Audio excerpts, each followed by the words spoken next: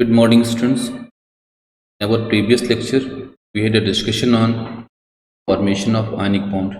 Today, we are going to take a new kind of bond that is called covalent bond. आइए students सबसे पहले covalent bond की बात करें। तो बेटे हम लोगों ने इस पर क्लास 10th में भी बात करी थी कि बेटे फॉर्मेशन ऑफ कोवेलेंट कैसे होता है, what way the formation of covalent bond takes place, what are the necessary conditions required for formation of covalent bond। बेटे वहाँ पर आपने बताया था कि जब म्यूचुअल शेयरिंग के थ्रू बॉन्ड बनता है, the formation of bond through the mutual sharing of electron between the two atoms of same element or that is atoms of different element। बेटे उस तरह के बॉन्ड को हम लोग कोवेलेंट बॉन्ड मानते हैं। ये बताया था वहाँ पर आपके टीचर ने कि ये जो शेयरिंग हो सकती है वो बेटे 1-1 इलेक्ट्रॉन की हो सकती है, 2-2 इलेक्ट्रॉन की हो सकती है, 3-3 इलेक्ट्रॉन की हो सकती है। दैट शेयरिंग में टेक्स प्लेस बेटे, दैट में takes place either through the sharing of 1-1 electron or the sharing of 2-2 electron or the sharing of 3-3 electron। Students अब आइए बात करते हैं कि depending upon the number of shared electron, let's try to classify the different possible covalent bonds. सबसे पहले बात करें आपसे कि जब 1-1 इलेक्ट्रॉन की शेयरिंग होती है तो जो बॉन्ड बनता है उसको हम लोग सिंगल कोवेलेंट बॉन्ड बोलते हैं। जो पहला टाइप बेटे बन गया वो सिंगल कोवेलेंट बॉन्ड का बन गया।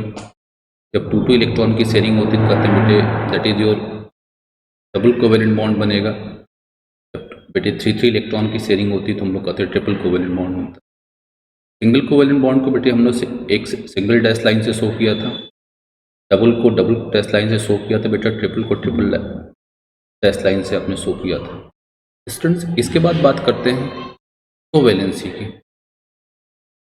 बेटे ग्राउंड स्टेट में हमारा जो कोई भी एलिमेंट जितने इलेक्ट्रॉन की शेयरिंग करता है बेटे किसी बॉन्ड बनाने में, किसी कंपाउंड के कंपोजिशन में, के फॉर्मेशन ऑफ बॉन्ड में तो जितने इलेक्ट्रॉन की शेयरिंग करता है दैट नंबर ऑफ बेटे electron shared should be called as the बेटे कोवेलेंसी ऑफ द एलिमेंट। जैसे मैं आपसे बात करूं बेटे कि जैसे यहाँ पर क्या होता है NH3 की बात करूँ जिसकी वैल्यू ऑलरेडी आप के बारे में आप पढ़ चुके हो। दिखाई क्या पड़ता है बेटे कि ये जो नाइट्रोजन है ऑल्दो इट हैव 5 इलेक्ट्रॉन, लेकिन बेटे शेयरिंग इसकी क्या करता है, ये अपने 3 इलेक्ट्रॉन के बैलेंस इलेक्ट्रॉन की शेयरिंग करता है। तो आप कहते हो यहाँ पर नाइट्रोजन की कोवेलेंसी 3 होना चाहिए। जबकि हाइड्रोजन बेटे क्या करता है, अपनी 1 इलेक्ट्रॉन की शेयरिंग करता है, तो कहेंगे इसकी कोवेलेंसी 1 होनी चाहिए। Friends likewise you can take other example, like बेटे हम CH4 की बात करें, कार्बन पता है बेटे अपने 4 इलेक्ट्रॉन की शेयरिंग करता है, जबकि हाइड्रोजन आप 1-1 इलेक्ट्रॉन की शेयरिंग करता है। तो आप कहते हो बेटे यहाँ पे कार्बन की कोवेलेंसी 4 होनी चाहिए, जबकि हाइड्रोजन की कोवेलेंसी 1 होनी चाहिए। सो फ्रेंड्स अब आइए बात करते हैं वेरिएबल कोवेलेंसी की।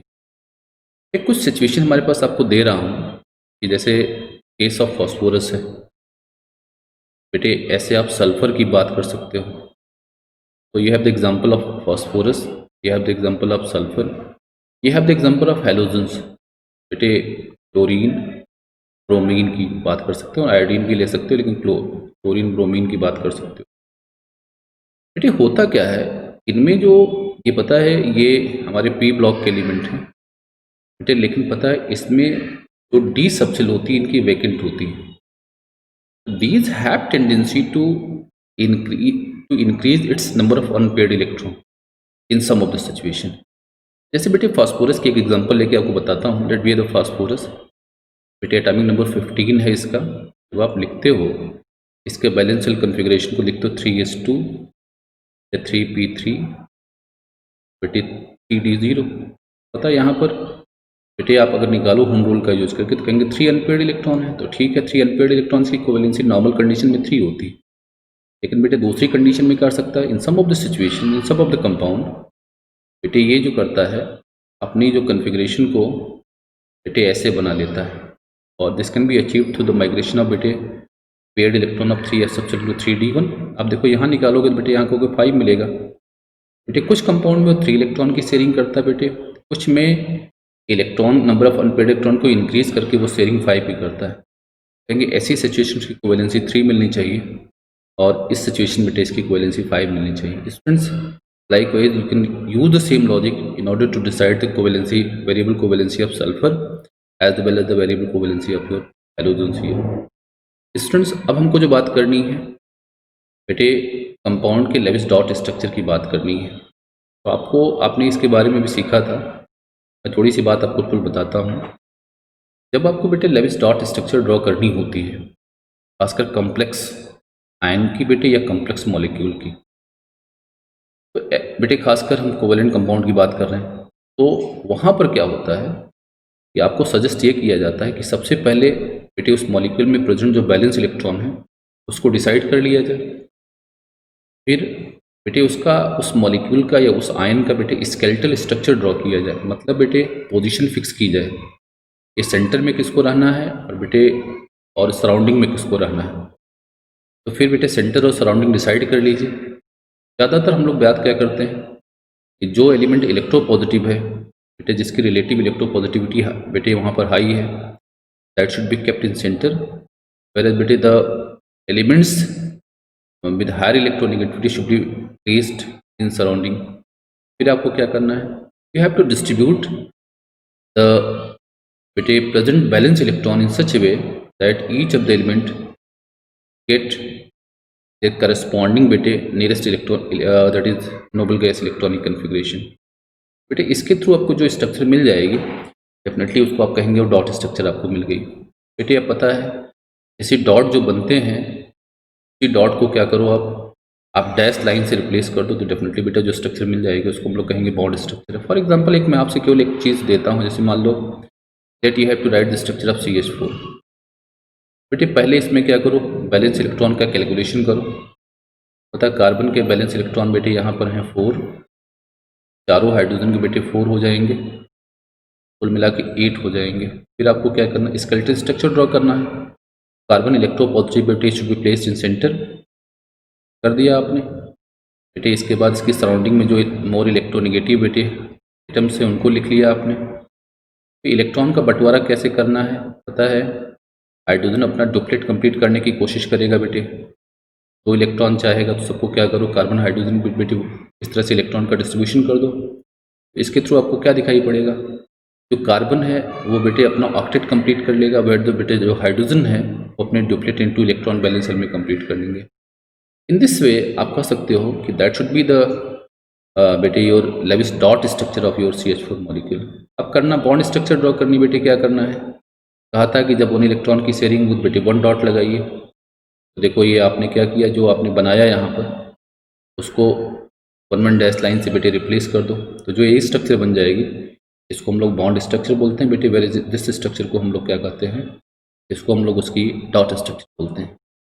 स्टूडेंट्स लाइकवाइज आप मान लो आपसे मैं बात करूँ NH3 की, तो NH3 को अगर आप केयर करो तो पता बेटे कि इसमें नाइट्रोजन में 5 बैलेंस इलेक्ट्रॉन है, हाइड्रोजन बेटे 1 है, तो टोटल जोड़ोगे तो 8 फर्दर आएंगे जो बैलेंस इलेक्ट्रॉन आएंगे आपके पास। ये balance electron that should B 8 here. अब पता है नाइट्रोजन बेटे लेस इलेक्ट्रो नेगेटिव है, नहीं इलेक्ट्रो पॉजिटिव है। इसके सराउंडिंग में क्या करो, आप हाइड्रोजन को रख लो बेटे, तो हाइड्रोजन एक हाइड्रोजन को इधर रखो, एक हाइड्रोजन को इधर, हाइड्रोजन को इधर। फिर क्या करो, इलेक्ट्रॉन की डिस्ट्रीब्यूशन शुरू करो। तो डुप्लेट के लिए बेटे 1 इलेक्ट्रॉन की 2 इलेक्ट्रॉन इसको दो, इसको 2 इलेक्ट्रॉन इसको दो, और बेटे जो बाकी इसके इलेक्ट्रॉन बच जाएंगे वो एज ए अनशेयर्ड इलेक्ट्रॉन, जिसको लोन पेयर ऑफ इलेक्ट्रॉन बोलते हैं बेटे, इसके फॉर्म में नाइट्रोजन को दे दो। तो दिखाई पड़ेगा बेटे इस स्ट्रक्चर में nitrogen get its corresponding octet, that is get octet its octet, where the hydrogen बेटे गेट इट डुप्लेट हियर। तो बेटे आप कहोगे सो द जो लेविस डॉट स्ट्रक्चर होनी चाहिए आपकी अमोनिया की, that should be like this one. बेटे इसकी बॉन्ड स्ट्रक्चर ड्रॉ करनी है, तो जहाँ पर शेयरिंग हुई है उसको सिंगल डैश लाइन से रिप्लेस कर दो। बेटे जो इलेक्ट्रॉन अनशेयर्ड है उसको लोन पेयर बोले, उसको ऐसे शो कर दो।